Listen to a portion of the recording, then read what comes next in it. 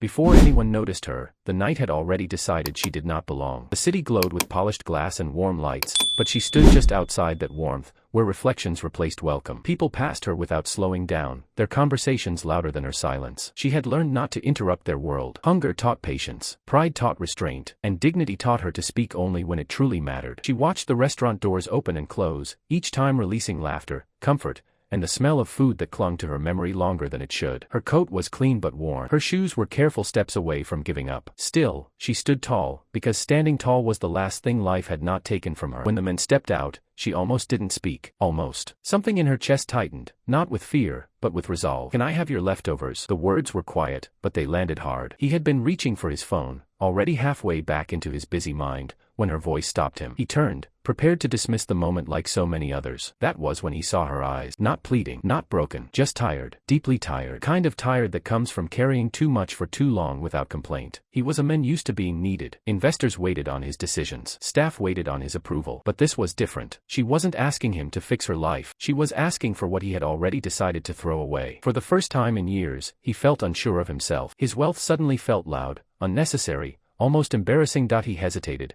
then handed her the bag. She accepted it carefully, like it mattered. Because to her, it did. She looked up and smiled, a soft expression that carried gratitude without expectation. "Thank you," she said, and meant it in a way that reached places he forgot existed. He didn't rush off. She stood there for a moment, holding the bag close, then added, "I hope you know, kindness doesn't disappear. It finds its way back." The words caught him off guard. People usually thanked him and vanished. She spoke like someone who understood loss and still believed in return. As she walked away, something unsettled him. Not guilt, not pity, curiosity. He realized he hadn't asked her name, hadn't asked anything at all, and yet, he felt like he had just met someone important. Someone who reflected a version of himself he no longer recognized. That night, surrounded by silence that money could not soften, her face returned to him. Her posture, her voice, the calm strength behind a simple request. He stared at the ceiling, wondering how a stranger with nothing had managed to leave him questioning everything. And somewhere in the quiet, a realization formed. That moment outside the restaurant was not an accident. It was an opening. And whether he liked it or not,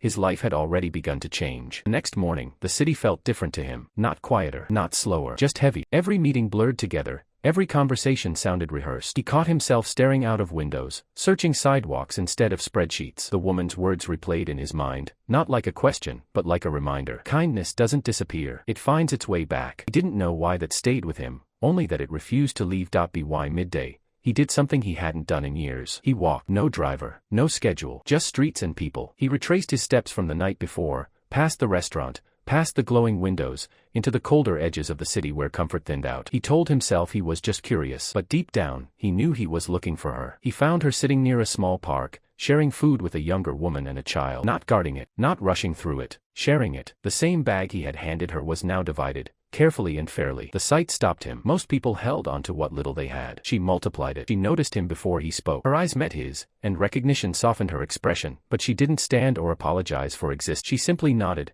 as if she had expected him. "Good afternoon," she said, calm and steady. No embarrassment, no explanation. They spoke quietly. She told him her name and a little of her story, not as a complaint, but as facts. She had been a teacher once, loved by her students, trusted by families. When illness struck her mother, she gave up her savings, her job, her apartment. One loss led to another. She never blamed anyone. Life shifted, and she shifted with it. What surprised him most was her laughter. It appeared unexpectedly, light and honest, like life had never betrayed her. She spoke about hope the way others spoke about plans. Something you hold on to, even when it makes no sense. He listened more than he talked, realizing how rarely he truly listened to anyone. When he offered help, she didn't rush to accept. She looked at him thoughtfully, then said, "Help should lift, not remind someone of where they fell." The words humbled him. He promised nothing dramatic. No speeches. Just a meal the next day. A conversation. A chance to listen again. As he walked away, he felt something unfamiliar settle in his chest. Purpose without pressure. For the first time in a long while, his wealth felt like a tool, not an identity. And behind him, she watched him go, not with expectation, but with quiet faith. Because sometimes, miracles don't arrive loudly. Sometimes, they begin with leftovers,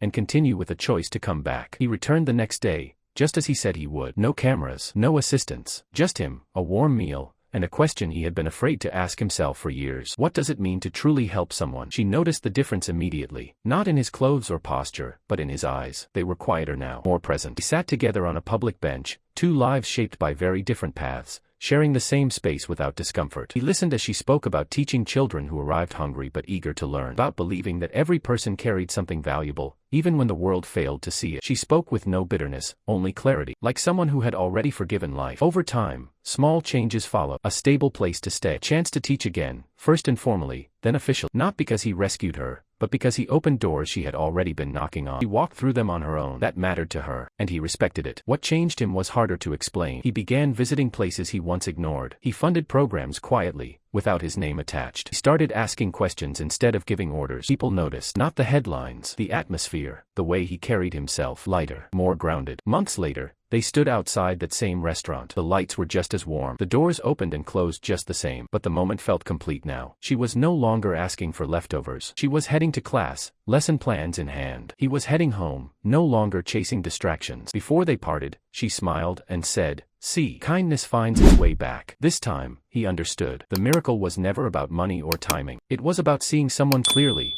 being changed by that vision. And long after they went their separate ways, that moment continued to ripple outward, quietly restoring more lives than either of them would ever fully know.